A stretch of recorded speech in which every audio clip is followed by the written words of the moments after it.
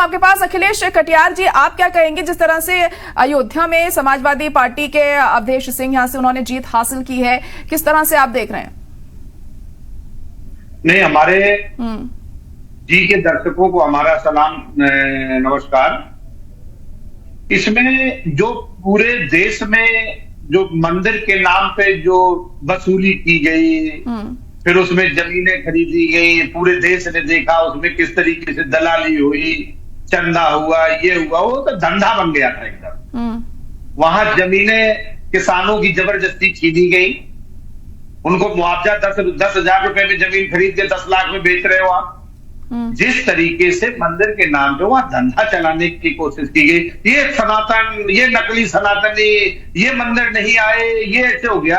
पूरे 6 महीने चिल्ला रहे थे ना ये लोग, अयोध्या वालों ने नकार दिया। और ये भारतीय जनता पार्टी ने क्या काम किया है उसको बताने की कोई जरूरत नहीं है। किसानों के साथ आपने हजारों की संख्या में हमारे किसान शहीद हुए, उस पर कोई बात नहीं है आपकी। खेतों में रात रात भर किसान जग रहा है 10 साल से। आपको क्या लगता है कि सब इन मुद्दों को छोड़ के आप कुछ भी बोलते रहोगे, देश सुनता रहेगा?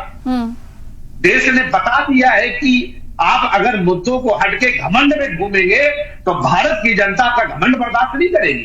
वो तो भगवान बन गए थे ना मोदी जी, कह रहे थे अब हम बायोलॉजिकल नहीं रहेंगे, हम अवतरित हुए।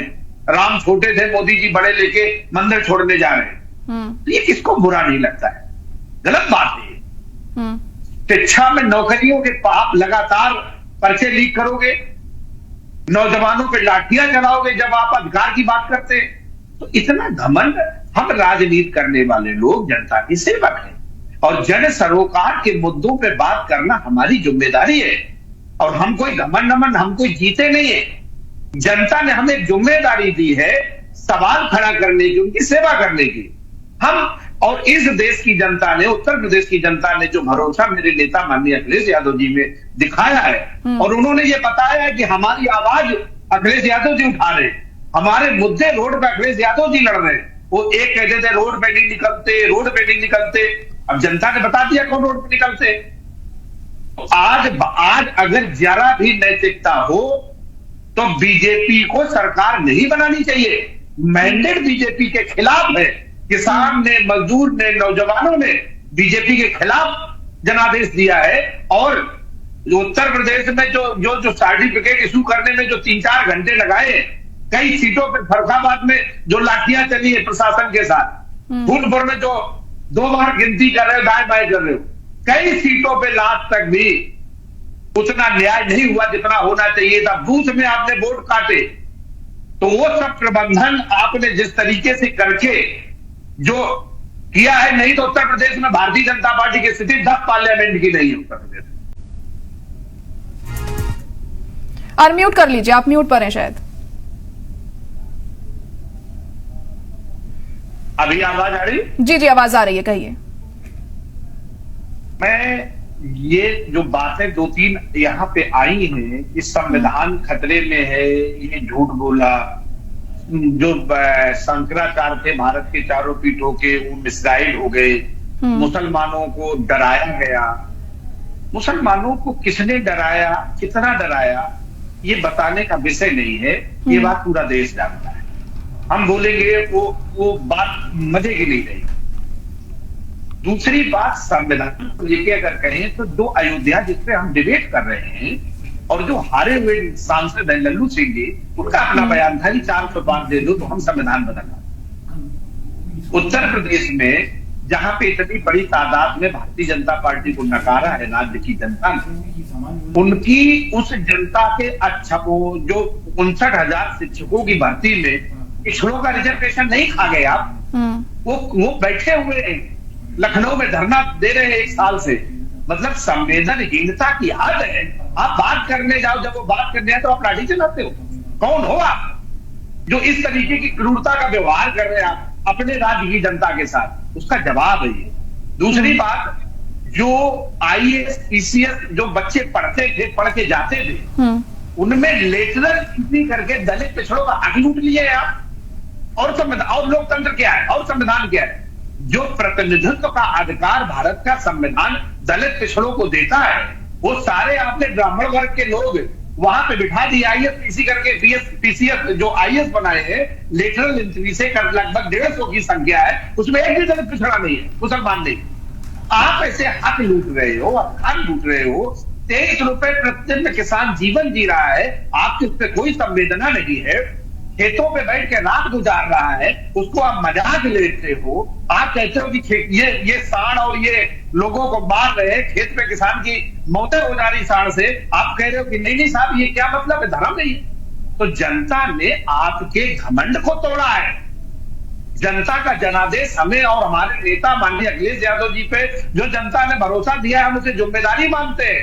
हम विनम्र होकर कहेंगे कि आपकी आवाज और उठा सके।